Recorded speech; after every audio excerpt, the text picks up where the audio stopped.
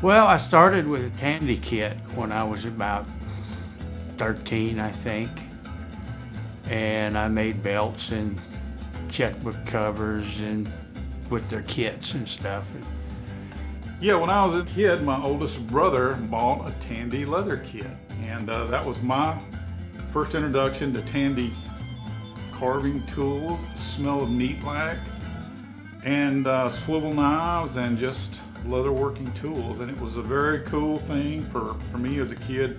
When I was 12, my dad bought us both beginner leathercraft kit. We were going to both learn to do it, and of course he never touched it, and I'm still doing it, so it's his fault. Well, it was fairly rural where I lived, and you know, we just grew up with horses, grew up showing horses and rodeoing as a teenager and beyond. And that's what got me interested in saddles. I won one buckle riding bulls, but I really didn't see the future in bull riding for me. And so I wanted to rope. You know, I saved my money, bought my first calf roping horse. I roped calves in Little Britches rodeos, and then in high school rodeos, and then in college rodeos. Then later on, after I got out of high school, a friend of mine and I came to Texas just to look around, try to, and Cajun Saddlery had a little ad in the Fort Worth paper that, you know, somebody with leather experience, they were hiring. And I went and talked to Cajun, and I got hired. That's kind of how I got started. I actually lived in Azle 16 years. My wife is from Azle. Her parents, or her mom, lives right behind us, and that's what got me into Azle itself. I came down here when I worked for the FAA. I was an air traffic controller for 20 years, and short of making saddles, that's about all I've ever done.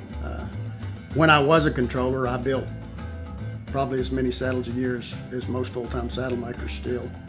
I was building 20-25 saddles a year, you know, working full-time as a controller. So how did I move to Azle, Texas?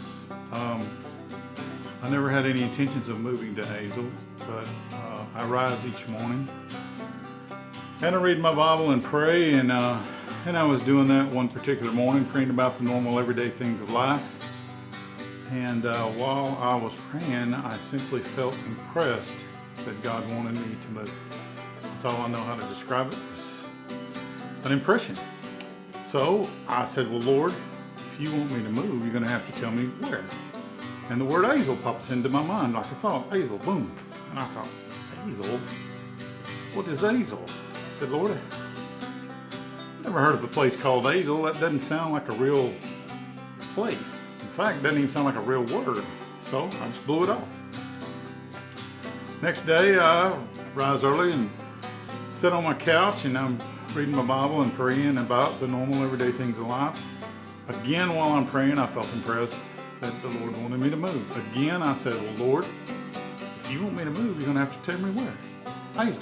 The word Azle pops into my mind. Azle. I would have never thought of that twice, because that still doesn't sound like a real place and still doesn't sound like a real word. And so I thought, well, how do you spell it? Sounds like A-Z-L-E. So I wrote it down. So I said, all right, I'll go look at a map and see if it exists. So I look at a map. Well, there it is in the A's. And then you look where it is. There it is, right by Fort Worth. And I've been shipping saddles to Fort Worth for 20 years. And I thought, well, if I was God and I wanted to help a saddle maker out, that's a pretty good place for a saddle maker. So I had to tell my wife. I told her everything that I just told you, knowing that she's going to be against it. She's never wanted to move. And I told her the exact same story. And she said, that is very interesting, because I've been thinking we should move to Fort Worth for some time. And I'm like, who are you and what have you done with my wife? So anyway, that's how I ended up in Azle, Texas. And we love it here. We love it.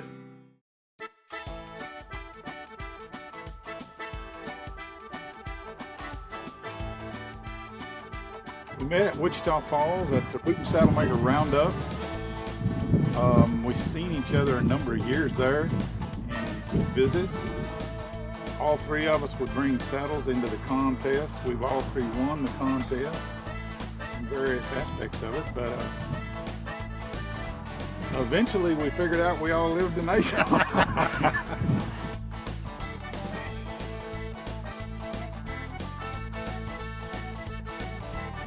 All right, this is a saddle tree that I'm making. It's actually for my next saddle, and it's in progress, as you can see. Saddle tree is basically made of four main parts. These are called the bars of the saddle tree. And I start with a board, 24 inches long, 3 inches thick, and about 6.5 inches wide. And basically cut away everything that I don't want till it has the proper twist to fit a horse's back, as well as grooves on the bottom of the bar where the stirrup leather will go around the bar and against the horse's back so that it's flush all the way down. What you want for a saddle tree is perfect contact, as much of that bar length on that horse's back as you can. The horse's back, really, in the back over the loin, it does this and gets to the wither and it just kind of goes boom like that. So the closer you can keep it to the spine, the less soft tissue that you're going to get into and more stable. It's kind of like we can carry a backpack up high far more comfortable than if we carry it down on our kidneys. Same with that horse, it's just keeping it up as close as possible. And to rather, the way to do it as a tree maker is cut off the bottom of the swell and lower that gullet in that regard, rather than spread the bars out and drop it down on the horse's shoulders and into more soft tissue. And a solid saddle tree is the most effective and comfortable means of a saddle that there is for a rider. The wood is poplar. Poplar is a soft hardwood. It has an excellent strength as well as the ability to hold screws and nails well, and it doesn't have a lot of resin in it, so it makes it an ideal wood. Keep that bar up as close to the spine as possible, because a lot of people are wanting to spread those bars out, and the more you spread them out, the more you drop that bar down lower on that horse's side, and the more soft tissue. Yeah, getting it away from that soft tissue is problematic in several ways. Not only you get into soft tissue and further away from the spine, so the rib cage has a lot more flex. You're also on a steeper plane the wider you spread, so the less downforce it takes to actually make that tree move down against one. Whereas if you're up close, there's more slope, and the horse, it's got a lot better platform for the tree to sit on. So there's more surface bearing area, more contact, and weight distribution is spread out further in a better manner and more comfortable for the horse. If the horse ain't hurting, he can think. If he's hurting, he's going to be agitated, irritated, not work as well, and all those things are factors in fitting treat the horses.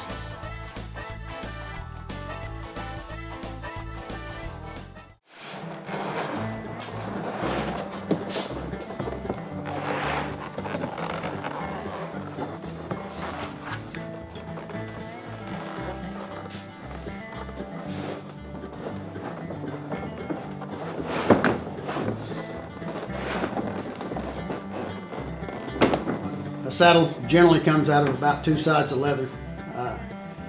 So the first thing you do is you lay out the 2 sides you're going to use. You take your various patterns and kind of block out where on the hide the various pieces are going to come from. Different parts of a saddle come from different places in the hide. You know, there are various places in the hide that are more suitable for different parts of the saddle. So that's why you lay out your entire saddle first, to make sure you get everything out of the correct spot. Guide it with this, like this.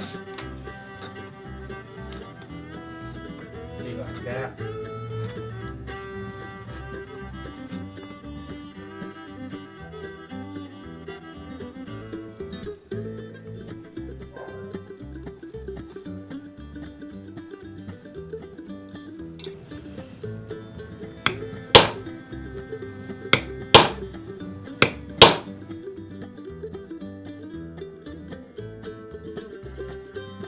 Each year there's a saddle making contest in Wichita Falls, and and the saddle that I built won that contest that year. And unbeknownst to me, there were some delegates from the Texas Federation of Young Republicans who had come to the saddle maker contest in order to select a saddle maker to build a saddle for President Bush should he get elected. That was the year of the hanging Chad, so it took a little bit past November, the November election cycle for it to be secured, but he did get it, and that's how we got the order to build a saddle for President Bush.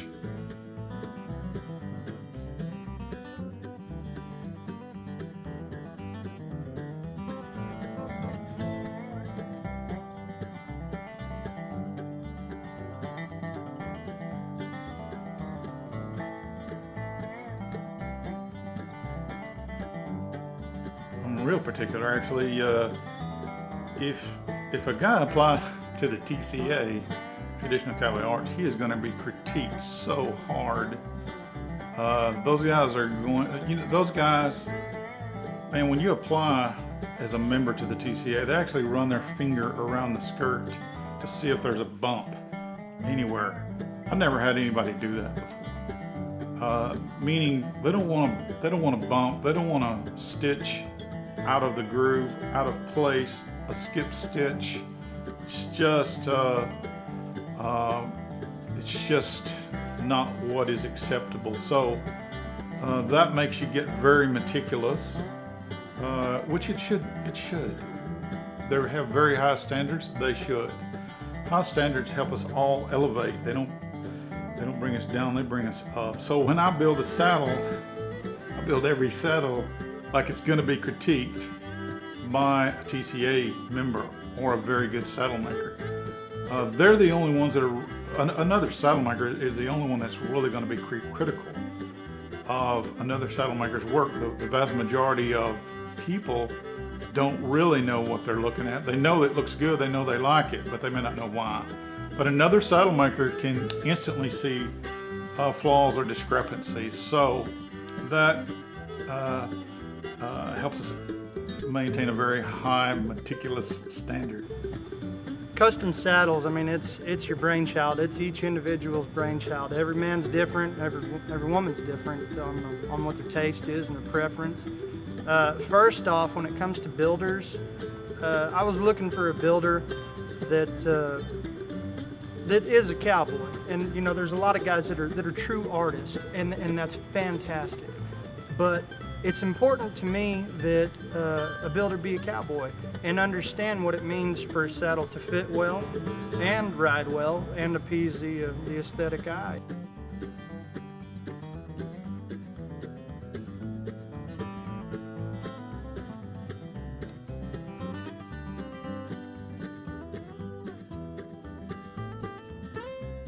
A true saddle, a true fitting saddle, ought to be able to step up onto them without the girts even done. They should be completely undone, and if I use my leverage right whenever I stand up on that horse and get in the saddle, you really don't even need to girt them up. Now that is the absolute apex of a fitting saddle.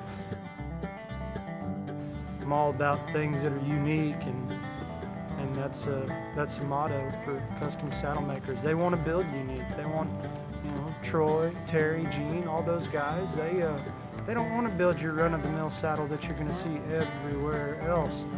Troy is an old cowboy. He's from Center, Texas. He now lives in just right up the road from me in Azle, Texas. But he was an old cowboy from the 70s, and you know, he roped.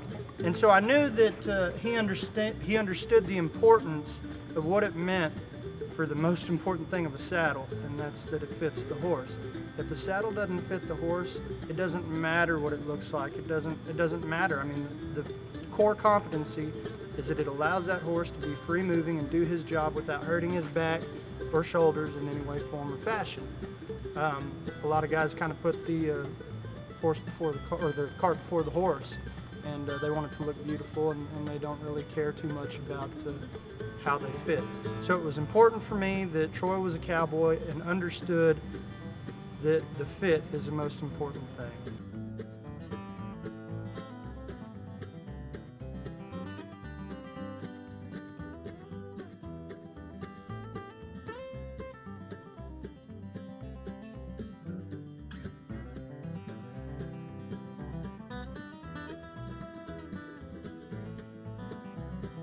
occasionally people will get one and Yeah. call me up and say, hey, I got one of your saddles, and I said, you tell me serial number and I can tell them I've got all the specs on it, what the tree was and who it was made for and all that sort of thing if they want to know. Yeah, my record keeping's not quite that good. Customer happy. If it doesn't fit the horse, the customer ain't gonna be Yeah, happy. and regardless of what the rider's doing, what their task at hand is horseback, the horse fit is always the same. Yes. I mean, it doesn't change with different disciplines. It's always the same as far as the horse fit goes. Now, when you get into fitting the rider, there's a lot of things to take into consideration. You know, what they're going to be doing in the saddle, personal preferences, and you know, just a whole lot of factors that determine, you know, the fit of the rider. Yeah. The length of their legs. Yeah, yeah. The size of their rear end. It depends on what you're doing. If you're a cowboy, and cowboys tend to ride a little bit longer seat because they're just out there putting lots of miles. You know, it's kind of like, do you want to ride in a Suburban or you want to ride in a Volkswagen? And if you're going to be covering long distances, a Suburban's sure more comfortable. You just simply have more room.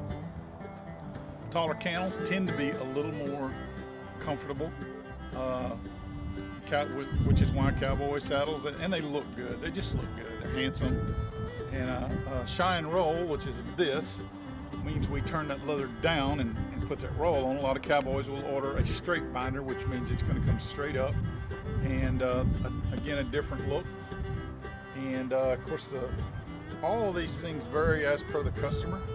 And then it needs to be comfortable, frankly. If they sit in it, it just needs to be comfortable to them. If you can make their horse comfortable, them comfortable, they will be happy most of the time.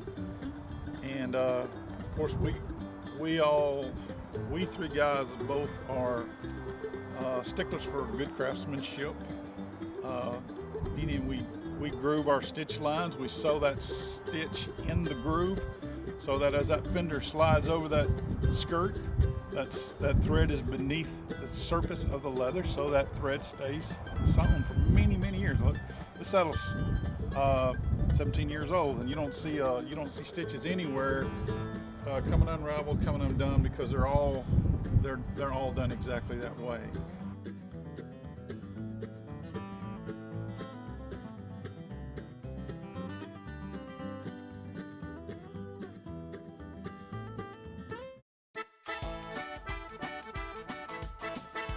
What I'm going to do is make a concho out of this is just going to be a piece of 16 gauge copper. If I were making a concho, I would normally use 16 gauge sterling silver, but this is just a piece of copper. This is called a pancake die. It's for a simple one-man saddle shop. You can punch out a few conchos quickly and easily. If you were in a higher production place, you'd have a completely different die that punches out the conchos.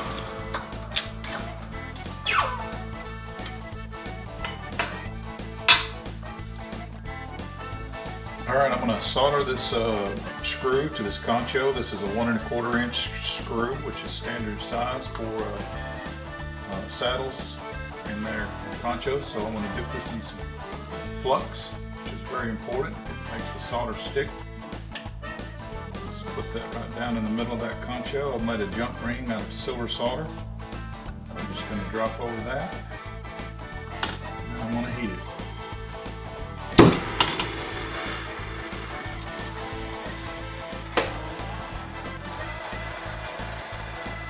The wood gets a little discolored from heat of the torch when we solder it, so I'm just going to clean up the residue.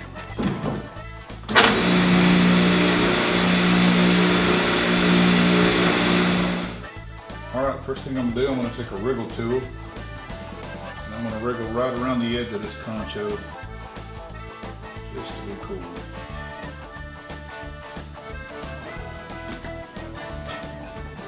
I'm going to draw a very simple design, circle for a flower.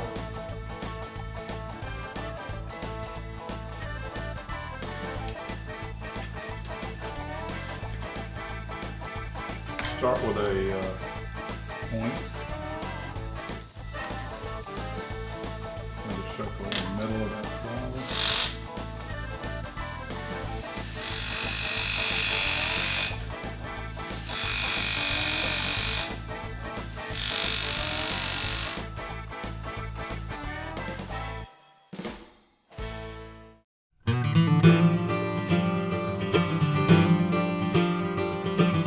long as I can. I mean, as long as I'm physically able, I'll probably build saddles.